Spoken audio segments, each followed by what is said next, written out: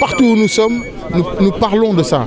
Et ils nous entendent. Maintenant, ce n'est pas aux chefs religieux de changer la donne. Parce que le président Macky Sall a dit que le franc CFA est une bonne monnaie. Mais il a dit que c'est une bonne monnaie parce que le Sénégal aujourd'hui a des accords, pas de coopération avec la France, mais des accords de subordination. Comme j'ai dit, on ne crache pas dans la soupe.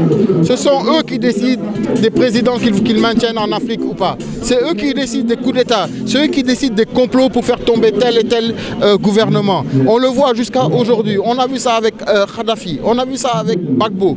Mais évidemment que celui qui se lève pour contrer le franc CFA, mais devra rendre des comptes à la France. Maintenant, ce qu'il faudrait, c'est que les hommes politiques qui prennent en charge ce combat-là expliquent bien aux Sénégalais que lorsqu'ils seront au pouvoir, ils vont se battre pour ça. Parce que c'est difficile aussi d'arriver au pouvoir sans avoir dit au peuple que tu vas te battre contre le franc CFA. Et lorsque tu te lèves pour te battre pour ça, et que les Français organisent des complots pour te déstabiliser en faisant exploser par exemple ton tuyau de la SDE ou en faisant exploser ta centrale électrique qui va mettre le peuple contre toi, et bien évidemment tu te retrouveras seul. Donc aucun président ne pourra gagner ce combat-là, aucun gouvernement ne pourra gagner ce combat-là sans un soutien populaire. Donc la responsabilité incombe d'abord aux populations. Tant que les populations ne se lèvent pas pour se battre contre ça, et qu'ils pensent que c'est un faux problème, mais évidemment que les gouvernements qui seront là continueront à traiter ça comme un faux problème et vont défendre cette subordination monétaire. Maintenant, comment vivez-vous l'expulsion de Kémi Séba? Mais comme une honte, une vraie honte envers le Sénégal, et envers toute l'Afrique. Kémi Séba est un grand combattant, d'accord. Certains ne sont pas d'accord avec lui, ils ont le droit de s'exprimer, mais aller jusqu'à l'expulser d'Afrique, de ses propres terres, ça je trouve quand même que le seul avantage que ça a, c'est que ça a dénudé notre gouvernement, ça l'a mis à nu, ça nous a montré à quel point ce que nous disons est vrai, à savoir que nos dirigeants ne travaillent pas pour nous, ne travaillent pas pour l'Afrique, mais ils travaillent pour des intérêts extérieurs. Merci M. Seck. Bon, écoutez, les seules stratégies dont on peut parler, ce sera les stratégies juridiques, à savoir qu'il y a un recours, je crois, qui a été déposé en annulation de son expulsion, qui a été fait très rapidement. Et l'autre chose qui est fondamentale, c'est en fait que nous continuons le combat. Kémi Séba n'est pas central dans cette histoire-là.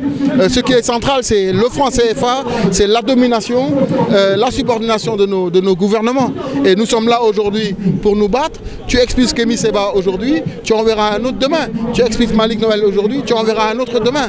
Donc il faut que l'on savoir raison garder et rester focus sur le combat. Et ce combat-là, nous allons le gagner par A ou par B. Parce que tôt ou tard, l'homme qui est bafoué, qui est humilié, un jour il va se lever pour essayer de récupérer sa dignité. Quelle est la prochaine étape du combat?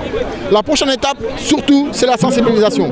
C'est la sensibilisation et aussi aller aussi aux échéances politiques parce qu'il faut forcément que nous allons briguer le suffrage des Sénégalais et prouver aux Sénégalais qu'on ne se développera pas sans une autonomie monétaire et que les Sénégalais puissent aussi nous faire confiance pour diriger le destin de ce pays et de l'Afrique. Parmi les députés à l'Assemblée, il y en a certains qui sont contre le franc CFA comme vous. Ouais. Est-ce que vous travaillez avec eux, comme Ousmane Sonko par exemple? Comme Ousmane Sonko, bien sûr. Nous sommes tous des camarades de lutte de longue date.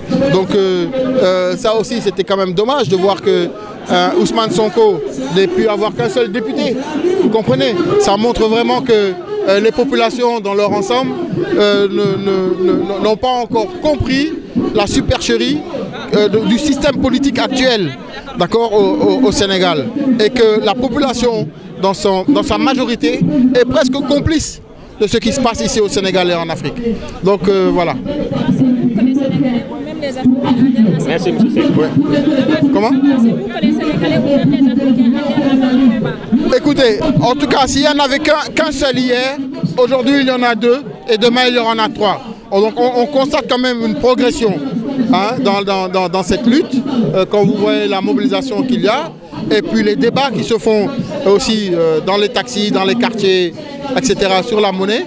On pense que là on tient le bon bout, et puis avec l'avènement aussi des réseaux sociaux vous savez, avec les réseaux sociaux, on ne peut plus rien cacher. Toutes les vérités sortent.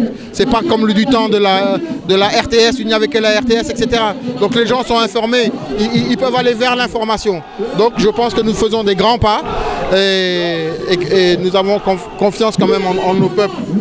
Je vous en prie. Fils, c'est quoi le vrai bilan de notre président de la République? C'est quoi? Regardez sur l'Errad.net.